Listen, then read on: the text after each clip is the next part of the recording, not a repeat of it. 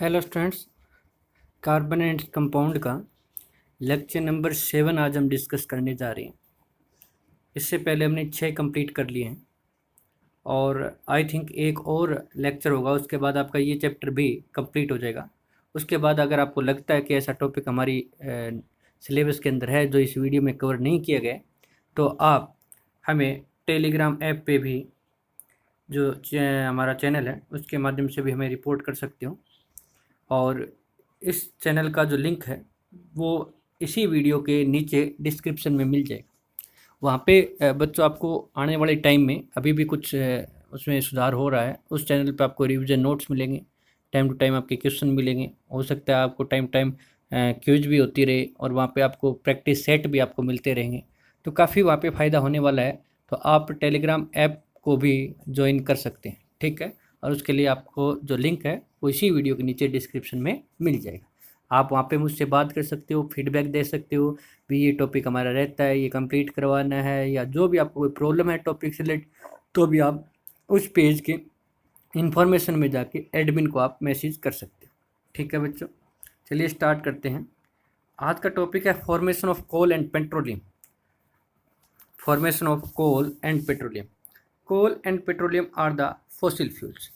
ये जो है वो आपके पास फॉसिल फ्यूल्स है, यानी ये प्लांट्स, एनिमल्स, इनके मतलब जो ऑर्गेनिजम्स हैं उनका मतलब लाखों करोड़ों साल पहले भूमिगत हो गए थे, भूमि के अंदर दब गए थे किन्हीं कारणों से, और धीरे धीरे उनका डिकम्पोजिशन हो रहा है। और किसका फॉर्मेशन हो रहा है? कोल एंड पेट्रोलियम का फॉर्मेशन हो रहा है। These are believed to be formed from biomass.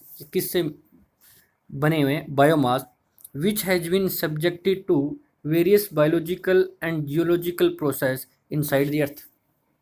तो ये बिलीव कर किया गया कि ये किससे बने हैं? बायोमास से, जो कि which has been subject to various biological and geological process inside the earth. Earth के अंदर बहुत सारे जियोलॉजिकल और बायोलॉजिकल प्रोसेस हुए हैं, उसके द्वारा बने हैं।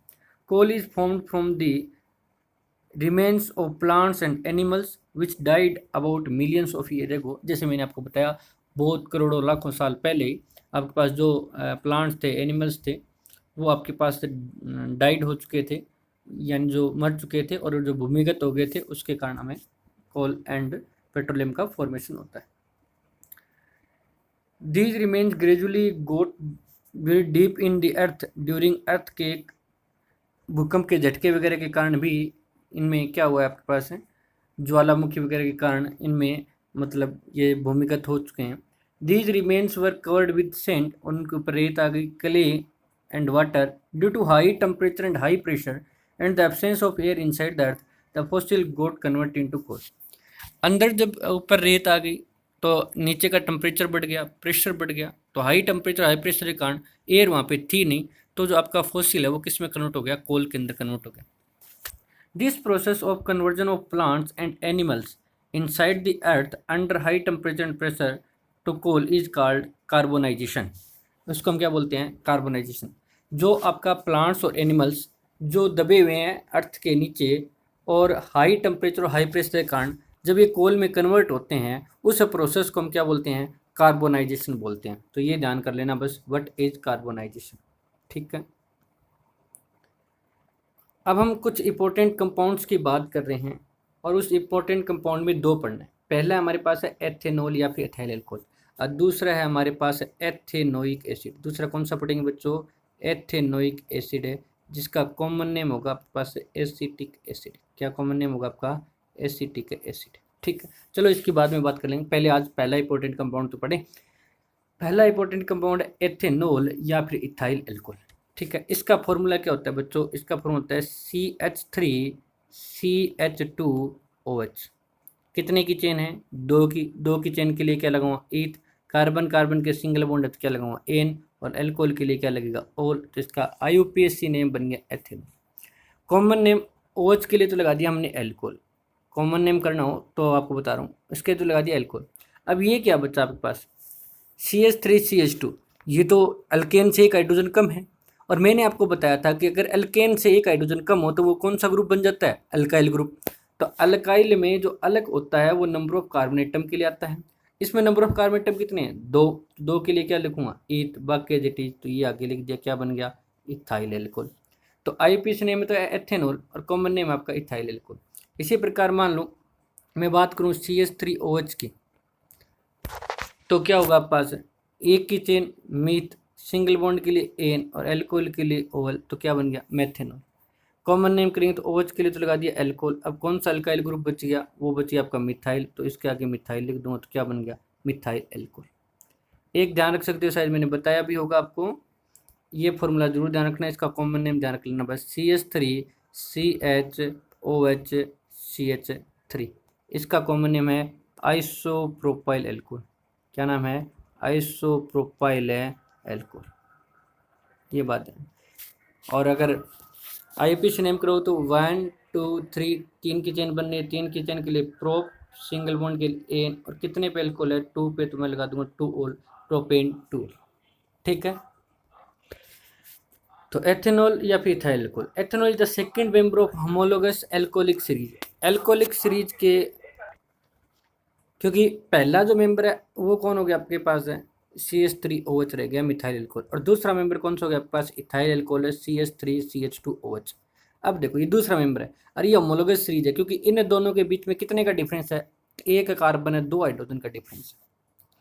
It is also known as methyl carbinol, इसको क्या बोलते हैं मिथाइल कार्बिनोल भी बोलते हैं। स्ट्रक्चर फॉर्मूला ये है CH3OH, ऐसे बना सकते हो, CH3CH2OH है बच्चों ये। ठीक है, ये जहाँ पे टर्न हो वहाँ कार्बन होते हैं और बाकी के सारे बॉन्ड किससे पूरे होते हैं हाइड्रोजन से, जब तक कुछ और ना लिखा हो। और यहाँ लिख के रखा है CH3OH, तो ऐसा भी लिख सकते हो। ठीक है, अगर हम बात करें, जब भी आपको एक कंपाउंड पढ़ना पड़ेगा तो उसकी आपको फिजिकल प्रॉपर्टीज भी करनी है और केमिकल प्रॉपर्टीज भी करनी है। फिजिकल प्रॉपर्टीज पहले स्टार्ट करें तो ethanol is a colourless liquid having a pleasant smell.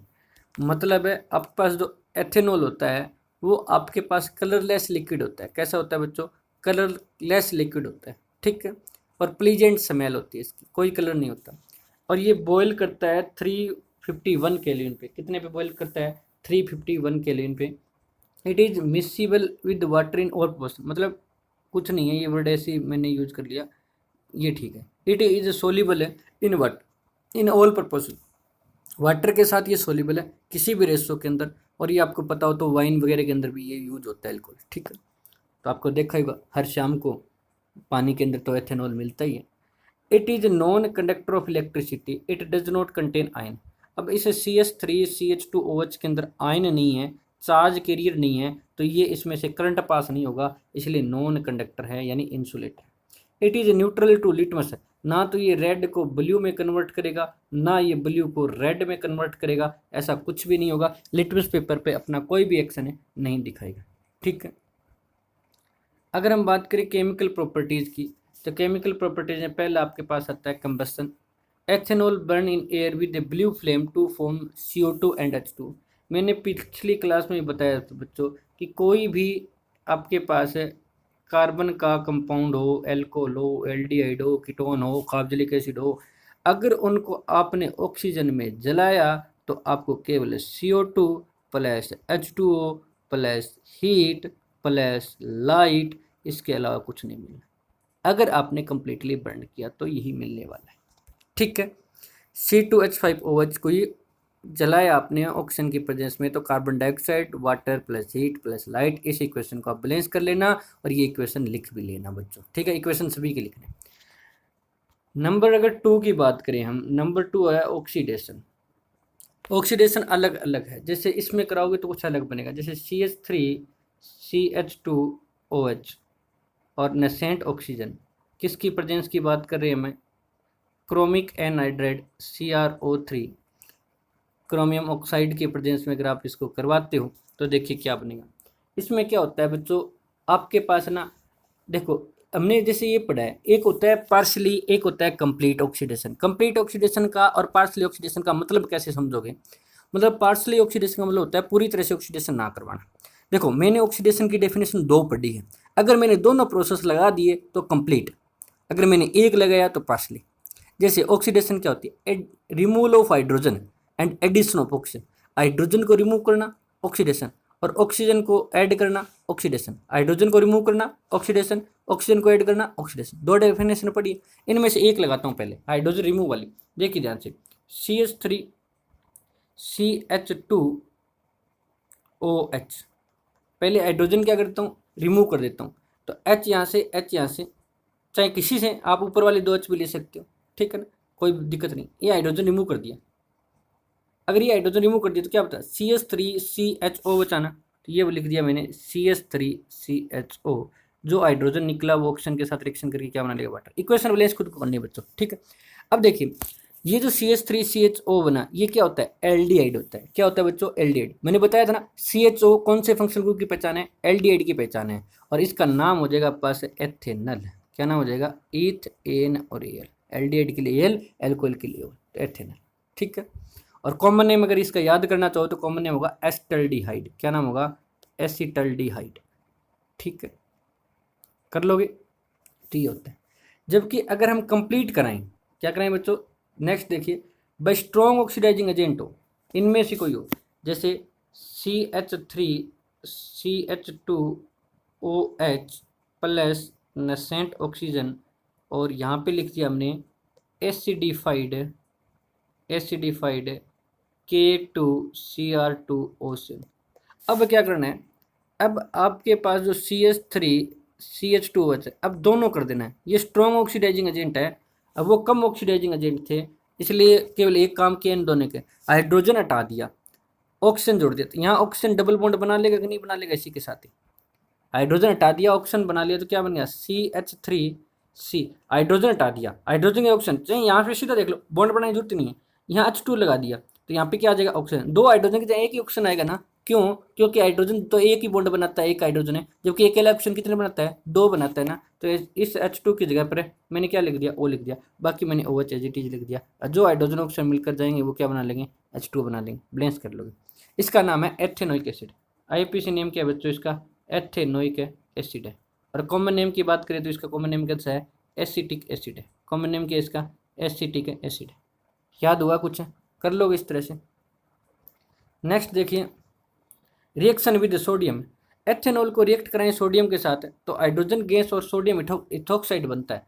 कैसे बच्चों, देखिए अगर मैंने इसकी रिएक्शन कराई CH3CH2OH plus Na, dry ether की प्रेजेंस में होती है बच्चों, किसकी प्रेजेंस में होती है, ड्राई ईथर की प्रेजेंस में होती है। तो यहाँ से बॉन्ड टूटेगा, ऑक्सीजन पर नेगेटिव, तो नेगेटिव के साथ आ जाएगा Na पॉजिटिव, CH3CH2O, और यहाँ अन्य जुड़ जाएगा। अकेला तो लिखते नहीं, क्या लिख देंगे बच्चों, H2। इससे को मतलब हाइड्रोजन गैस मिलती है। कौन सी गैस मिलती है, हाइड्रोजन गैस। CH3CH2O अन्य बन जाएगा, CH3CH2O अन्य बन जाएगा, प्लस में क्या आ जाएगा पास है, H2 आ जाएगा। इसको बोलते हैं सोडियम इथोक्साइड। अरे आपको पता है ये कौन सी गैस है, हाइड्रोजन गैस है, बैलेंस कर लो। तो सोडियम के साथ रिएक्शन कराने से इस तरह से बनता है, ठीक है। अब देखिए reaction with carboxylic acid number 4, ये बहुत इंपॉर्टेंट है बच्चों, बहुत इंपॉर्टेंट है। एस्ट्रिफिकेशन, इसमें एस्टर बनता है। इसमें क्या होता है बच्चों, process of formation of ester by the combination of alcohol with carboxylic acid known as esterification. जैसे जनरल इक्वेशन लिख दूं मैं पहले, तो देखिए कैसे होगा। मान लीजिए मैंने अल्कोहल कार्बोक्सिलिक एसिड ले लिया, RC double bond OH, plus मैंने अल्कोहल ले लिया, उल्टा लिख देता हूँ। वैसे तो कैसे लिखोगे आप, ROH लिखोगे ना बच्चों, इसको उल्टा लिख दिया। इसकी रिएक्शन करवानी है in the presence of A concentrated H2SO4 में हीट करेंगे बच्चों। क्या करेंगे, कंसंट्रेटेड H2SO4 में क्या करेंगे, हीट करेंगे। जैसे इसको हीट करेंगे बच्चों, तो देखिए आपको क्या करना है, जब भी कंसंट्रेटेड H2SO4 आ जाए, एक बात की गांठ मान लेना, आप वाटर निकाल देना। जब भी कंसंट्रेटेड H2SO4 आ जाए, वाटर निकाल देना, ठीक है। मैं आपको बता रहा हूँ बच्चों, जब भी कंसंट्रेटेड H2SO4 आ जाए, क्या निकाल दोगे, H2O निकाल दोगे, ठीक है। तो मैं चाहे तो इसका OH ले लूँ अल्कोहल का, जैसे इसका H ले लिया, इसका OH ले लिया, वाटर निकल गया, तो क्या बन गया, RC डबल बॉन्ड OR बन गया, प्लस में क्या हो गया, H2O। तो ये जो फॉर्मूला है बच्चों, ये फॉर्मूला किसका है, एस्टर का है। ये फॉर्मूला किसका है, एस्टर का है। यानी when alcohol and carboxylic acid combine in the presence of a concentrated H2SO4, then ester is formed and this reaction is known as esterification। इस रिएक्शन को क्या बोलोगे बच्चों, एस्टरिफिकेशन बोलोगे, ठीक है। अब इसी पे एग्जांपल ले ले, जैसे मैंने एक ले लिया एसिटिक एसिड, एक ले लिया मैंने एसिटिक एसिड है, और दूसरा ले लिया मैंने इथाइल अल्कोहल है, HOCH2CH3। किसकी प्रेजेंस में कराएंगे, कंसनट्रेटेड H2SO4 की प्रेजेंस में कराएंगे, तो वाटर निकाल देंगे, तो H यहाँ से OH यहाँ से, क्या बन जाएगा पास है CH3 C double bond O CH2 CH3। जरूरी नहीं था बच्चों, ये ट्रिक है तो ट्रिक है, तो OH इसका भी ले सकते थे, इसका H ले सकते थे, कैसे करके आप वाटर निकालिए, आपका प्रोडक्ट क्या बनेगा, बिल्कुल सही बनेगा। ठीक है बच्चों, कर लोगे इस तरह से। नेक्स्ट है action with concentrated sulphuric acid. तो मैंने अभी तो बताया ना बच्चों, कंसनट्रेटेड सल्फ्यूरिक एसिड को तो क्या बोलते हैं, कंसनट्रेटेड H2SO4 बोलते हैं ना। तो इसका मतलब है क्या है कि आपको क्या निकाल देना है, H2O निकाल देना है। तो ध्यान से देखिए, अगर मैं H2O निकालूंगा तो क्या बनेगा मेरे पास है CH3 CH2OH है ना। इसको मैंने कंसनट्रेट H2SO4 है और 443 के लेवल पे। बच्चों इसमें क्या होगा, अलग अलग प्रोडक्ट बनेगा। जब आप टेम्परेचर कम कर दोगे और ये एक्सेस में ले लोगे तब अलग प्रोडक्ट बनेगा। अभी बताता हूँ आपको। इसको मान लो कंसनट्रेटेड है H2SO4 में 443 के लेवल पे हीट किया बच्चों, तो क्या बनेगा, मैंने क्या कहा था वाटर निकाल लेना। तो वाटर निकालो तो कैसे वाटर निकालो बच्चों, आपको पता है OH तो ये रहा, एक H लेना है, एक H लेना है। तो इसका मतलब है कहीं से भी ले लूँ ना, मान लो मैंने यहाँ से ले लिया, ठीक है। तो यहाँ कितने बचेंगे, 2 बचेंगे ना। तो क्या आ जाएगा CH2 सिंगल बॉन्ड है CH2, कार्बन के बॉन्ड कम हो गए तो क्या बना देंगे CH2 डबल बॉन्ड है CH2 प्लस क्या आ जाएगा H2 आ जाएगा। ठीक है, ये 3 था बच्चों, ध्यान रखना। या फिर मैं ऐसे लिख दूँ इसको इकट्ठा, C2H5 है OH, इसकी रिएक्शन कराई कंसनट्रेटेड H2SO4 443 के लेन पे, तो आपको वाटर निकालना। तो OH यहाँ से, H यहाँ से, तो कार्बन कितने हैं 2, हाइड्रोजन कितने बच गए 4 प्लस है H2O। तो इसके किसका जनरल फॉर्मूला बना है, ये बना है CnH2n। ये तो इथीन का होता है, इसका मतलब है CH2 डबल बॉन्ड CH2 है। क्या है ये, इथीन है CH2 डबल बॉन्ड CH2। तो ऐसे भी लिख देना इकट्ठा, गलत नहीं करेगा टीचर है। C2H4 है प्लस H2। तो बच्चों मैंने आपको पिछली रिएक्शन में बताया, जब भी कंसनट्रेट H2SO4 आ जाए तो 2 मॉलिक्यूल होना तो दोनों से मिला के निकाल देना वाटर। अगर एक ही मॉलिक्यूल होना तो उसी एक से ही निकाल देना, ऐसे ही करना है। मैं इसी प्रकार मान लो एक्सेस ले लो। एक्सेस का मतलब क्या होता है बच्चों, ये जो C2H5OH है, दूसरी बार भी कौन सा होगा आपका HOC2H5 होगा। यानी इसको उल्टो लिख देता हूँ एक बार समझने के लिए। इसको कराएंगे कंसनट्रेटेड है H2SO4 है और 413 केल्विन हो जाएगा बच्चों। 440 के जहाँ पर क्या आ जाएगा 413 हो जाएगा। तो कहीं से H ले लो, एक से OH ले लो। जैसे मैंने यहाँ से H2 निकाल दिया, क्या बना C2H5 है O, और इसके बाद सीधा बॉन्ड किसके साथ चला गया C2H5 के साथ है, प्लस से क्या हो गया H2। ये जो आपका फॉर्मूला है बच्चों, ये किसका है, इथर का है, और इसका नाम है डाईइथाइल ईथर। क्या नाम है बच्चों, कॉमन नेम है इसका डाईइथाइल ईथर। और अगर IUPAC नेम की बात करोगे तो IUPAC नेम है इसका इथोक्सी इथेन। IUPAC नेम क्या है बच्चों, इसका इथोक्सी इथेन है IUPAC नेम तो, और कॉमन नेम क्या है डाईइथाइल ईथर है। कर लोगे इस तरह से। तो आपको क्या बोले कि जब इथाइल एल्कोहल को एक्सेस में लेकर है या फिर 413 केल्विन कह दे तो इथर बनाना है। टेम्परेचर भी ध्यान रखना है, 413 कह दे तो इथर बनाना है। और अगर आपको कह दे 443 केल्विन पे तो आपको क्या बनाना है, इथीन बनाना है। क्या बनाना है बच्चों, इथीन। वहाँ एक्सेस नहीं होगा, एक ही मॉलिक्यूल होगा, तो एक ही मॉलिक्यूल से वाटर निकाल लेंगे। एक्सेस का मतलब हमारे पास बहुत सारे मॉलिक्यूल होंगे तो हम 2 सपोज करके चलेंगे और 2 में से क्या निकाल देंगे, वाटर निकाल देंगे। जैसे एस्ट्रिफिकेशन में निकाला था। तो इसको जो ये रिएक्शन है इसको हम डिहाइड्रेशन भी बोलते हैं बच्चों। क्या बोलते हैं इसको, डिहाइड्रेशन। देखो this reaction is known as a dehydration. D का मतलब होता है रिमूव करना, हाइड्रेशन का मतलब होता है वाटर। डिहाइड्रेशन बोलते हैं बच्चों, क्या बोलते हैं, डिहाइड्रेशन रिएक्शन है बोलते हैं। आई बात समझे, कर लोगे इस तरह से। नेक्स्ट अगर हम बात करें सोप एंड डिटर्जेंट की, the word detergent mean cleaning agent. Detergent का मतलब क्या होता है, cleaning agent. And so the detergent are the substance which remove dirt and have cleansing action in water. According to this definition of detergent, soap is also detergent and has been used for more than 2000 year. क्या कह रहे हैं हमें कि जो आपका detergent substance होता है वो गंदगी निकालने के लिए होता है, क्लीनिंग एक्शन रखता है वाटर के अंदर। और इसी डेफिनेशन के हिसाब से डिटर्जेंट और soap is also a detergent. ये भी आपके पास क्या है, डिटर्जेंट है।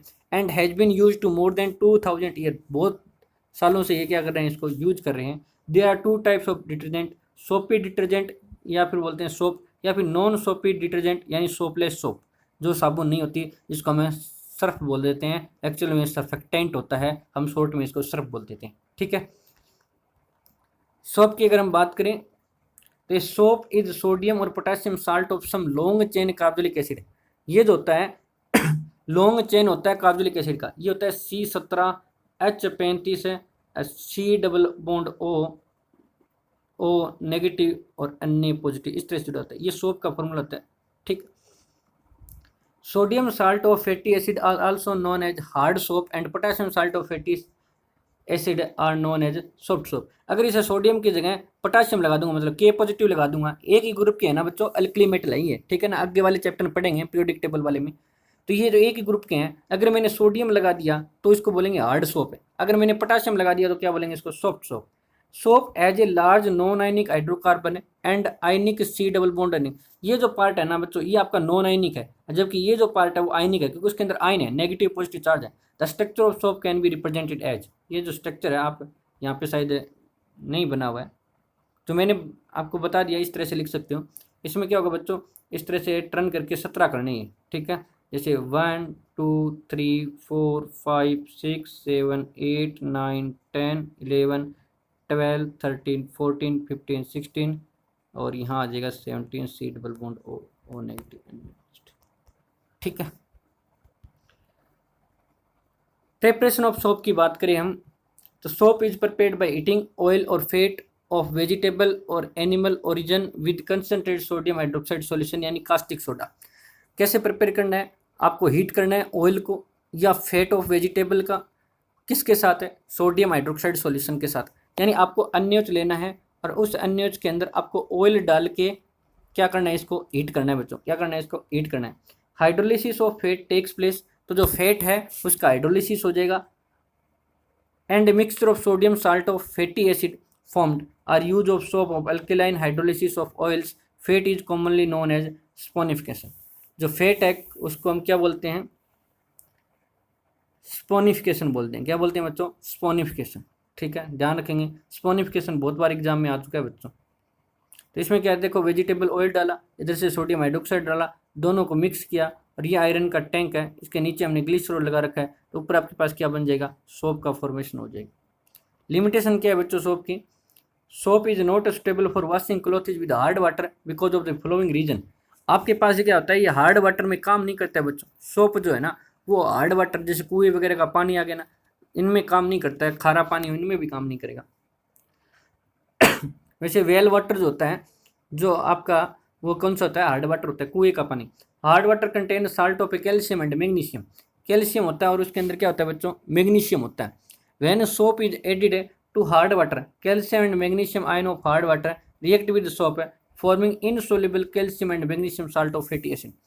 यानी वो जहाँ अन्य पॉजिटिव था ना उसको हटाकर कैल्शियम या मैग्नीशियम जुड़ जाएगा। अगर ऐसा हो जाएगा तो वो जो आपके पास एक कंपाउंड बनेगा वो इनसोल्यूबल होगा, और इनसोल्यूबल होगा ना तो वो मतलब जो साबुन है वो आपके पास पानी में डिजोल्व नहीं होगी, और पानी में अगर डिजोल्व नहीं होगी तो झाग नहीं बनेंगे, फिर आपकी डर्ट कैसे रिमूव होगी। तो इसलिए हार्ड वाटर के साथ ये झाग नहीं देता है सोप, ठीक है, ध्यान रखेंगे।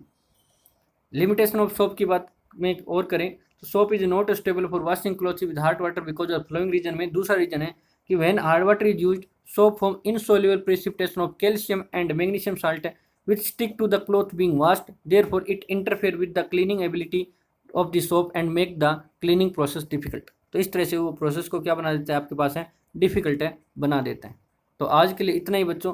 और डिटर्जेंट की अगर लिमिटेशन की बात करें तो डिटर्जेंट की लिमिटेशन ये है बच्चों कि वो नॉन बायोडिग्रेडेबल है, यानी उनके जो मतलब जो पार्टिकल हैं वो बैक्टीरिया वगैरह के द्वारा जल्दी से डिकम्पोज नहीं होते हैं। इसलिए बोला जाता है बच्चों कि सर्फ से बहते हुए पानी के अंदर कपड़े नहीं धोने चाहिए। जैसे नहर है, जैसे हमारे पास कोई और है, तो वहाँ पे मतलब जो चलता हुआ बहता हुआ पानी है जो पीने के काम आ रहा है, जो आगे जा रहा है, वहाँ पे कपड़े नहीं धोने चाहिए बच्चों। क्योंकि जो सोप का ये तो बेनिफिट है कि सोप के मॉलिक्यूल जो हैं वो बायोडिग्रेडेबल हैं, जबकि डिटर्जेंट का एक्शन अच्छा है। डिटर्जेंट जो है वो हार्ड वाटर में भी काम करता है, बट उसकी लिमिटेशन ये है डिटर्जेंट की कि उसके जो मॉलिक्यूल हैं वो आपके पास है नॉन बायोडिग्रेडेबल है, इसलिए वो आपके लिए हार्मफुल हो सकते हैं। ठीक है बच्चों, इस चैनल को सब्सक्राइब कर लें, और आपको अगर सब्सक्राइब किया हुआ है, आपको वीडियो अच्छा लगा तो इस वीडियो को लाइक करें और अपने बच्चों के साथ भी क्या करें, शेयर करें। थैंक यू बच्चों।